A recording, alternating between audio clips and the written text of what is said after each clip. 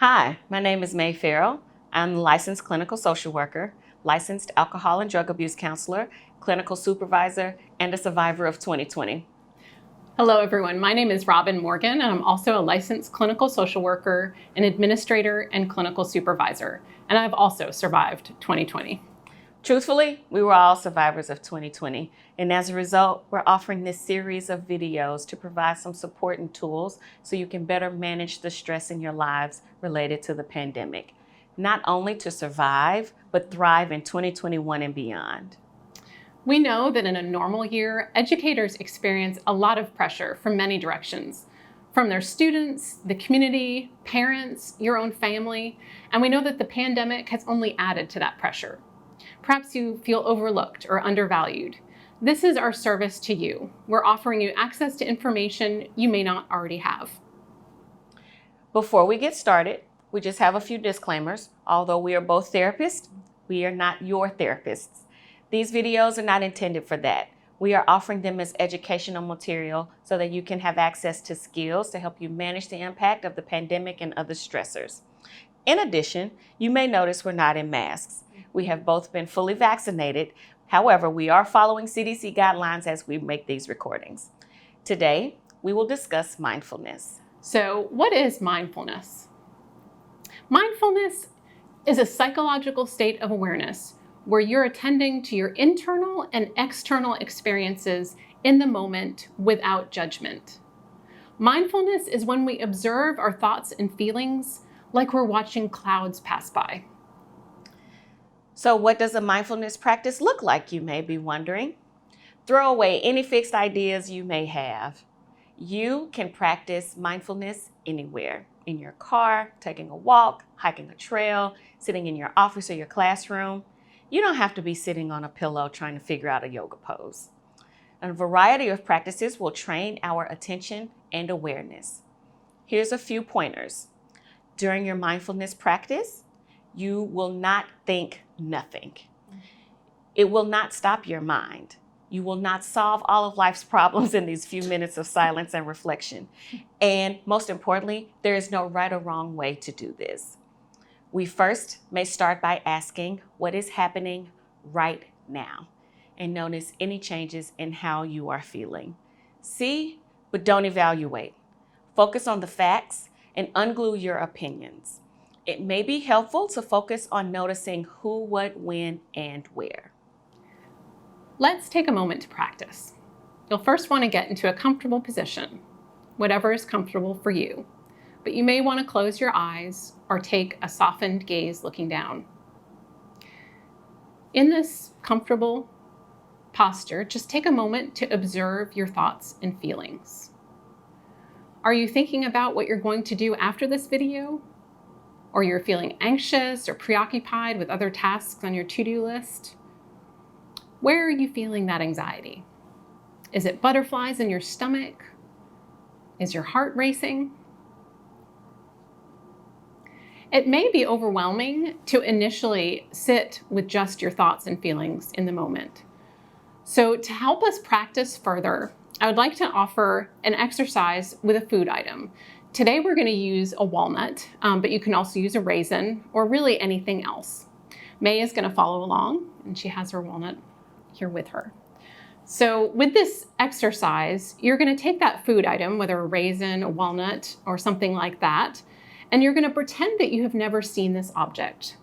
So look at it as though it's foreign and new to you. How does it look? How does it feel in your hand? How does it feel in your fingers? What does your skin feel like when manipulating the walnut or other food item between your fingers and your palm? You might want to smell it. Notice, how does it smell?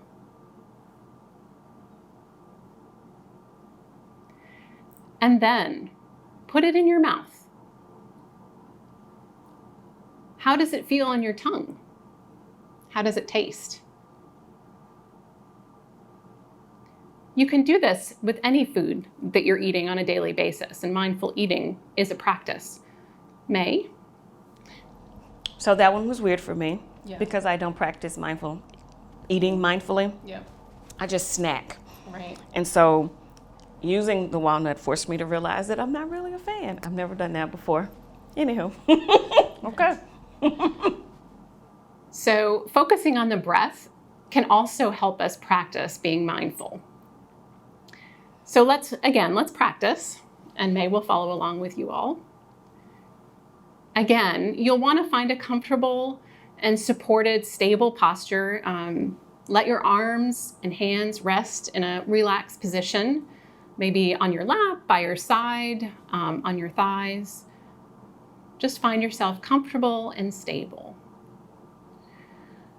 You'll want to close your eyes, again, if it feels comfortable. If not, just soften your eyelids and gaze down. You want to bring your attention to the present moment by noticing how you're feeling physically. Start by scanning your body from head to toe and consciously try to let any tension slip away. You may want to take a moment to notice your environment, any sounds you hear in the background, what the temperature feels like in the room. Just notice. After that, bring your attention to your breathing from 3 vantage points.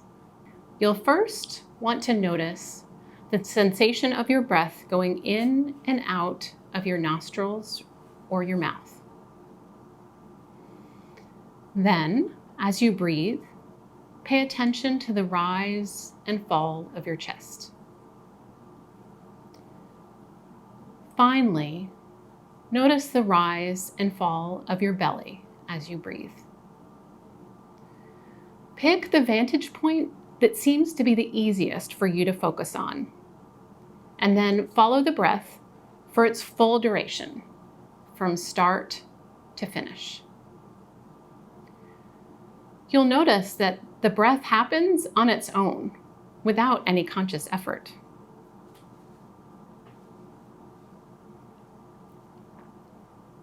Some breaths may be slow, some may be fast, some may be shallow or deeper. You don't need to control the breath. You just need to notice it. If helpful, you can say 1 to yourself as you breathe in and 2 as you breathe out. Each time your mind wanders away from the breath, and this will happen many times, notice where it goes and then gently bring your attention back to the feeling of your breath going in and out. When your mind wanders, you can make a mental note. For example, if you drift away from your breath to think about the future, you can say to yourself, planning. These are planning thoughts. Or if your mind is pulled to a sensation of pain or discomfort in your body, you can say to yourself, pain. These are pain thoughts. Or you may notice you're focused on something worrisome from the past. And again, you can just label those thoughts, worry thoughts, and then gently bring your attention back to the moment by noticing the breath. Your mind may wander hundreds of times or more during this practice. That's okay and quite natural.